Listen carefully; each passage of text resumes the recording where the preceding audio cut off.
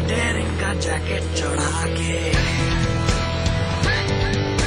सीने में है चिंगारियां, थोड़ा सा बारूद भरते हैं। चल चल चल चल आज कुछ तूफानी करते हैं, आज कुछ तूफानी करते हैं, आज कुछ तूफानी करते हैं, आज कुछ तूफानी करते हैं। अच्छा प्लान था। 30 मिनट का रास्ता 3 मिनट का बना लिया। और कल कुछ और तूफानी करेंगे। आज कुछ तूफानी करते हैं, आज कुछ तूफानी करते हैं। ये कहानी है एक अजीबोगरीब फैमिली की, जिसके फादर थे बड़े ही डैडी, इसलिए उनकी वाइफ रूपाली रहती बड़ी सैडली। फिर एक दिन उनकी जिंदगी में आया नया रिफ्रेशिंग मिनी गम्स। इंटरेस्टिंगली उनकी वाइफ रूपाली टोटली 3 बच्चों को दुनिया में लाके थक ली। फर्स्ट बेबी नेम ली, पर बच्चों का नाम रख ली उंगली। सेकंड बेबी नेम लिया, खुजली और लवली। थर्ड बेबी नेम ली, बुकली। मदरली को आया गुस्सा और वो वहाँ से कट ली। मैडम कट ली। आगे जाके तीनों ब्रदर ली खानदान का नाम रोशन करते रहे। कैसे? बस पूरा दिन लेते रहे चिंगल्स, रिफ्रेशिंग मिनी गम्स। आज ली क्या? India's largest university, with 25,000 students from 26 states of India and 16 countries, 25 international tie-ups, placements in 300 corporates, hostel facility for 15,000 students, ranked amongst the top universities of India, 600-acre campus, lovely professional university, transforming education, transforming India. जिंदगी में समझौते हमें कबूल नहीं, ये सीखा है हमने रजनीगंधा बनाने वालों से, जो क्वालिटी से कभी भी कोई भी समझौता नहीं करते। रजनीगंधा, क्योंकि इसमें है 200 रुपए प्रति किलो अव्वल क्वालिटी की सुपारी, 900 रुपए प्रति किलो खुशबूदार इलायची के दाने, 900 रुपए प्रति किलो गुणकारी कट्टा, 90,000 रुपए प्रति किलो शीतल चंदन तेल, 2,60,000 रुपए प्रति किलो रूह केवड़ा। इसमें टेस्ट है, तंबाकू नहीं। तो आइए आप भी आजमाइए रजनीगंधा। रजनीगंधा, विश्व का सर्वाधिक बिकने वाला प्रीमियम पान मसाला।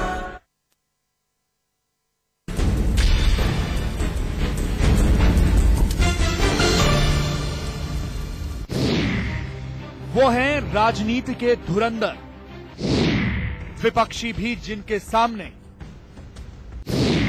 झुकाते हैं सर। वो बनते रहे अपनों की साजिश का शिकार, अपने ही करते रहे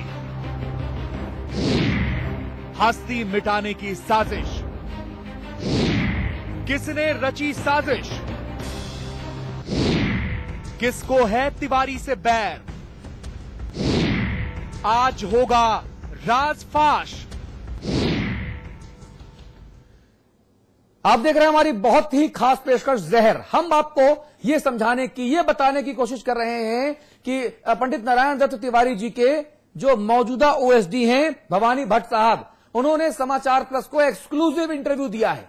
उन्होंने साफ तौर पे कहा है कि पंडित नारायण दत्त तिवारी जी के इर्द गिर्द के जो लोग थे, जिनके ऊपर तिवारी जी बहुत ज्यादा भरोसा करते थे या यूं कहीं आंख बंद कर भरोसा करते थे, वो लोग आस्तीन के सांप निकले।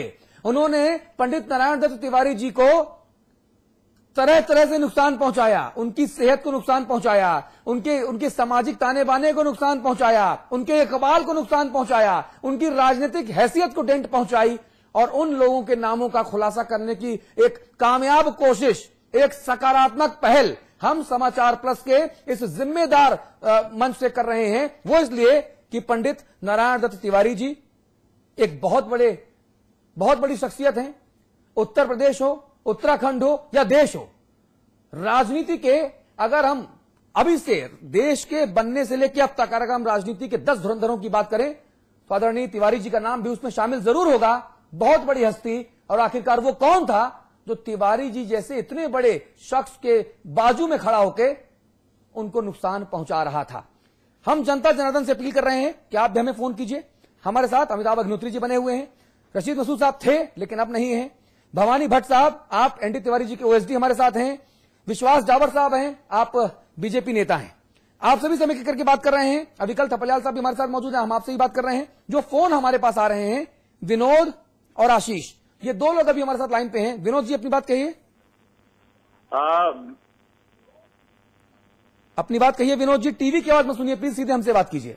हाँ, मैं ये निवेदन करना चाहूंगा कि पंडित नारायण दत्त तिवारी जी उत्तर प्रदेश और उत्तराखंड में इन्होंने विकास के नए आयाम प्रस्तुत किए हैं और विशेषकर से उत्तराखंड में जिस तरह से विकास जो 5 साल में हुआ है वो न भूतो न भविष्यति, हाँ। ऐसा विकास पंडित नारायण दत्त तिवारी जी के टाइम पे हुआ है। पंडित नारायण दत्त तिवारी जी ने उत्तर प्रदेश और उत्तराखंड में नहीं देश में भी विकास की एक छाप छोड़ी है। हाँ। इस कारण ही उनको विकास पुरुष के नाम से जाना जाता है। लेकिन निश्चित रूप से आपके समाचार प्लस चैनल को मैं बधाई देना चाहता हूं, धन्यवाद देना चाहता हूं, जिस तरह से उन्होंने ये महत्वपूर्ण मामला आज उजागर किया है। पंडित नारायण दत्त तिवारी जी को न सिर्फ जहर दिया जा रहा है, बल्कि पंडित नारायण दत्त तिवारी जी एक विकास पुरुष के रूप में देश के इतने वरिष्ठ और सीनियर लीडर होने के बावजूद इन्होंने देश के लिए जो काम किया है, उत्तराखंड और उत्तर प्रदेश के लिए जो काम किया है, लेकिन इन लोगों को न सिर्फ इनको जहर दिया जा रहा है, जो ये समाचार प्लस ने खुलासा किया है, ये बहुत दुर्भाग्यपूर्ण है। इसके अलावा मैं यह भी निवेदन करना चाहूंगा कि न सिर्फ ये जहर दिया जा रहा है, बल्कि उनके चरित्र को भी तार करने का काम। विनोद जी बहुत धन्यवाद आपका, बहुत धन्यवाद आपका। और मैं बार बार कह रहा हूं कि हमारे जो दर्शक अपनी राय बता रहे हैं, ये राय उनकी निजी राय है और हमारे दर्शकों की राय से सहमत या असहमत होना अमिताभ जी के लिए, मेरे लिए, हमारी संपादकीय टीम के लिए, अविकल जी के लिए, किसी के लिए भी जरूरी कतई नहीं है। आशीष एक और दर्शक हमारे साथ हैं। आशीष भाई अपनी बात कहिए संक्षेप में। अतुल जी, आशीष गोयल बोल रहा हूँ देहरादून से। जी बताइए। एक चैनल का वरिष्ठ पत्रकार भी हूँ देहरादून में। जी। नारायण दत्त तिवारी के साथ जो लोग 2002 में देहरादून आए थे और उसके बाद आंध्र प्रदेश तक गए, उस समय उन लोगों की हैसियत क्या थी और आज क्या है, और किस तरह से वो षड्यंत्र में शामिल हुए, और आंध्र प्रदेश में जो भी एपिसोड हुआ राजभवन में जी, उसके बाद उनकी हैसियत कैसे बढ़ी, ये भी एक बहुत जांच का विषय है।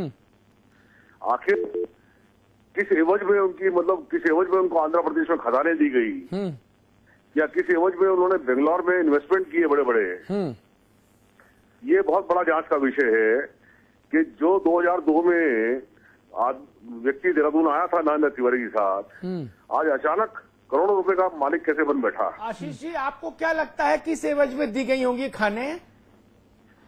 देखिए, नारायण दत्त तिवारी के खिलाफ आंध्र प्रदेश में जो एपिसोड हुआ राजभवन के अंदर, क्या किसी राजभवन में किसी की औरत की हैसियत है कि बिना किसी की साजिश के वो राजभवन में गवर्नर के कमरे तक पहुंच जाए? हाँ, ये संभव नहीं है, राजभवन में एंट्री नहीं होती है। गोयल जी, आपने कहा कि आप वरिष्ठ पत्रकार भी हैं, आप वरिष्ठ पत्रकार भी हैं, आपके पास जानकारी भी बहुत अच्छी नजर आ रही है, बहुत सारगर्भित जानकारी नजर आ रही है। तो जो सवाल आप उठा रहे हैं, उन सवालों के जवाब भी अगर आप खुद दे दें, आप क्यों नहीं नाम दे लेते उस व्यक्ति विशेष का या व्यक्तियों का? देखिए, जिनको लाभ हुआ है। सब जानते हैं कि 2002 में नारायण दत्त तिवारी के साथ कौन आया था देहरादून। हाँ। और 1996 में जो आदमी नारायण दत्त तिवारी के तिलक लेने आवास पर लोगों को पानी पिलाने का काम करता था, आज वो करोड़ों रुपए की संपत्ति का मालिक बन बैठा है। आखिर कैसे? आपकी बात सही है। अगर आप हमारे करोड़ों दर्शकों को नाम बता देंगे। तिलक लेन पर जाने का अवसर मुझे मिलता था आशीष जी।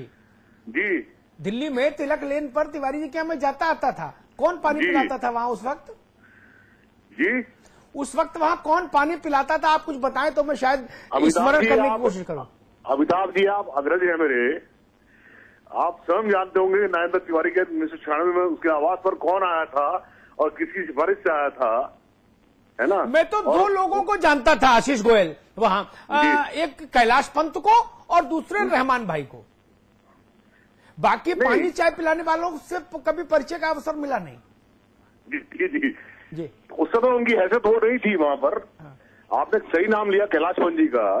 कैलाश पंत जी उस समय तिवारी जी के बहुत करीबी थे। उसके बाद मतलब पानी पिलाने वाला अचानक कैसे इतना करीबी हो गया और कैसे वो आंध्र प्रदेश के आगमन तक पहुंच गया, ये जी। हेलो, चलिए आशीष गोयल जी, बहुत धन्यवाद आपका, बहुत धन्यवाद। नाम बताने में पता नहीं क्या है। भवानी भट्ट साहब, खतरनाक तरीके का एक खौफ, एक डर, खुद को पत्रकार बताने वाले लोग भी नाम नहीं बता रहे। आप तिवारी जी का प्रतिनिधित्व कर रहे हैं, आपको नाम लेने में 1-1.25 घंटा लग गया।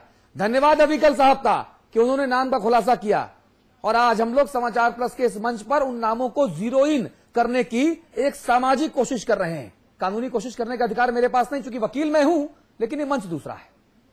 भट्ट साहब जी, सवाल यही है कि इतने महान कद्दावर व्यक्ति से, जिससे हर कोई डरता हो, जिसका नाम न लिया जा रहा हो, जिसको आंध्र प्रदेश में खदानें दी गई हो, बेंगलोर में करोड़ों अरबों रुपए का इन्वेस्टमेंट किया हो, और आप लोग कुछ बोलने को तैयार नहीं। नहीं, जैसा आप कह रहे हैं कि बोलने के लिए तैयार नहीं है, मैं तो बोल रहा हूं, और मैंने जो बातें तरीके से आपसे करनी चाहिए और आपके चैनल के माध्यम से जो बात करनी चाहिए, मैंने तो स्पष्ट रूप से सारी बात कही, और जो बातें मेरी दायरे में मुझे कहनी चाहिए मैंने सब बातें कह दी आपसे। और नाम का खुलासे वाली जहां तक बात है, तो नाम का खुलासा तो मेरे से पहले आप ही ने कर दिया था। अच्छा भवानी जी, एक बात बताइए, तिवारी जी के भतीजे हैं और परिवार के लोग हैं, आप हैं, मातृपक्ष है, पितृपक्ष, सबके नई पीढ़ी के लोग उनके साथ हैं परिवार के। कभी इन्हें सोचा कि भाई जो साइकिल पर आया वो बड़ा आदमी कैसे बन गया नरेंद्र तिवारी के साथ रहने से? नरेंद्र तिवारी की संपन्नता के तौर पर बड़े आदमी क्यों नहीं बन पाए?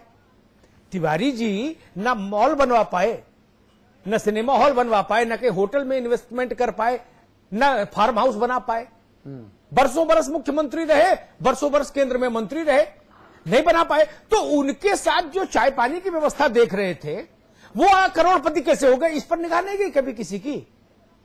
नहीं, कौन सी चाय पिला रहे थे, उसमें कौन सी पत्ती डाल रहे थे जिसमें करोड़ों का धंधा हो गया?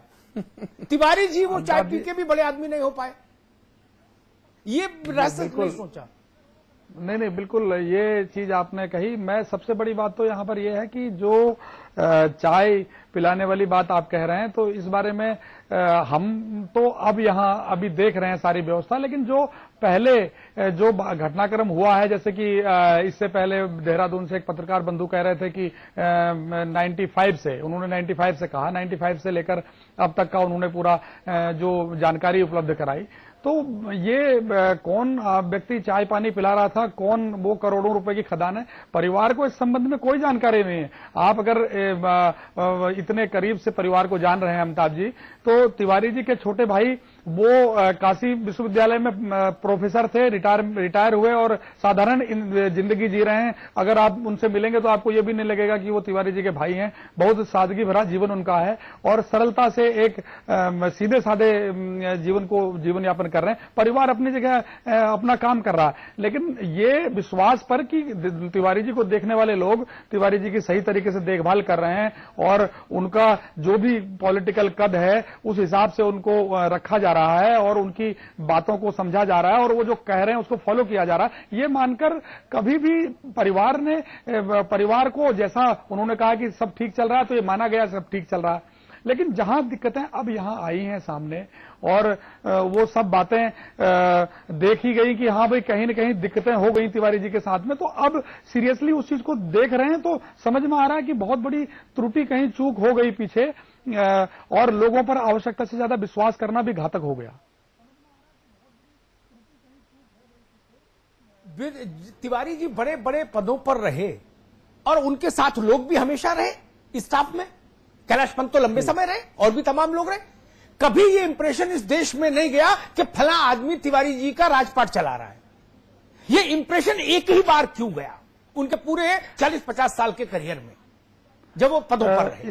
वो वित्त मंत्री रहे इस देश के, ये मैसेज नहीं गया। उत्तर प्रदेश के चीफ मिनिस्टर रहे, ये मैसेज नहीं गया कि नारायण दत्त तिवारी को ये आदमी चला रहा है। ये मैसेज एक ही बार क्यों गया जीवन के अंतिम चरण में आके? और ये मैसेज गया। और अगर मुझसे कोई ये कहे, चाहे वो तिवारी जी का परिवार का हो या गैर परिवार का हो, मुझसे ये कोई कहे कि साहब मैं इतना संत था मैंने तो सुना ही नहीं, तो ये मैं नहीं मानूंगा उत्तर प्रदेश और उत्तराखंड में वो नाम गूंजता रहा लगातार। जितने लोग तिवारी जी को जानते थे वो उस नाम को भी जानते थे। इसलिए अगर कोई ये समझाए कि जी हमको तो पता ही नहीं लगा कौन चला रहा था राजभवन, कौन चला रहा था उत्तराखंड की सरकार, तो ये तथ्य ठीक नहीं ना, ये स्वीकार योग्य नहीं।